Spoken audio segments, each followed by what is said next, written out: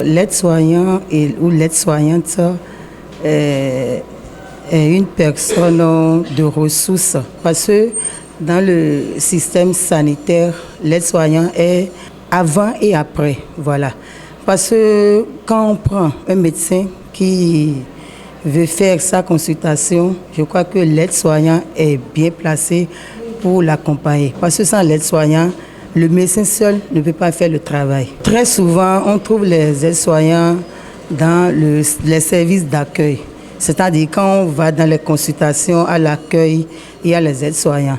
Maintenant, quand on rentre dans les bâtiments, il y a aussi les aides-soignants qui sont là, qui accompagnent les infirmiers ou les infirmières dans les soins infirmiers. Bon, depuis pratiquement 2 ans, on n'a plus fêté la journée internationale des aides comme ça, mais on l'a faite en différé. Et on doit noter que, bon, les aides-soignants, beaucoup ne savent pas qu'il y a une journée qui est décrétée à leur corporation. Donc, je passe par votre micro pour les interpeller et leur rappeler que leur corporation a une journée internationale le 26 novembre de chaque année.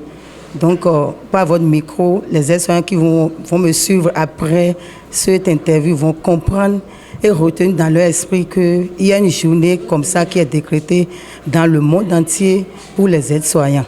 Et je profite de votre micro pour demander au gouvernement, le chef de l'État, qu'il revoie un peu la situation des aides-soignants parce qu'on a comme impression que le corps des aides-soignants est méprisé ou bien est délaissé d'une manière ou d'une autre. Donc, je profite aussi pour demander à tous mes collègues aides-soignants comme aides-soignantes de prendre leur travail au sérieux. Parce que les gens pensent que les aides-soignants sont des personnes qu'il faut banaliser, des personnes qu'il faut voir comme des moins que rien. Moi, je prends par exemple mon exemple. Je suis aide-soignante, certes, mais j'ai poursuivi mes études.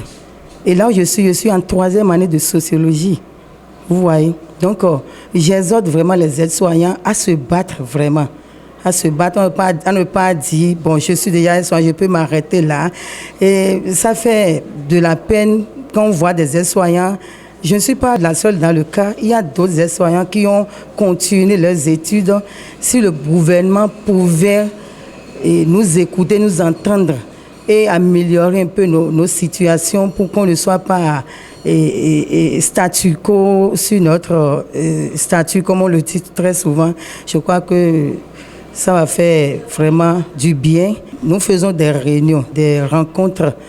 Bon, il faut aussi reconnaître que depuis un certain temps, on ne le fait plus comme ça, parce que la chose se repose sur 2, 3, 4, 5 personnes. En fait, il n'y a pas un soutien vraiment entre nous-mêmes là. Il n'y a pas un soutien qui prouve réellement qu'on est ensemble. Mais je crois que cette fois-ci, depuis hier, avec le président, parce que lui qui m'a dit de le représenter, et je le salue au passage.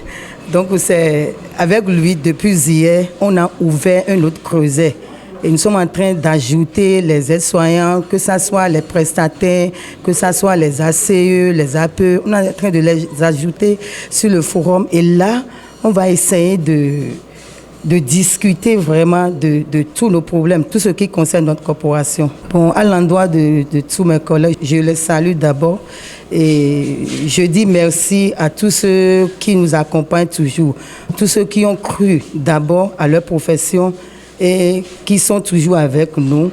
Et ceux qui ne le sont pas, je les exhorte à prendre conscience, à se dire dans leur tête que oui, vraiment, ma corporation est aussi importante dans le système sanitaire. Donc, je dois tout faire pour aller avec ceux qui sont devant.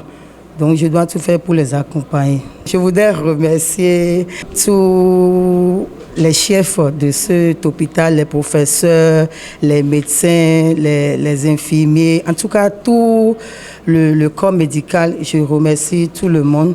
Et je voudrais, pour finir, demander encore une fois au chef de l'État et le papa à nous tous, que je veux appeler son nom avec tout le respect qu'il faut, le président Patrice Guillaume Athanase Talon. Je les exhorte à écouter la doléance des aides-soignants parce que nous formons un grand maillon, une grande chaîne dans le système sanitaire.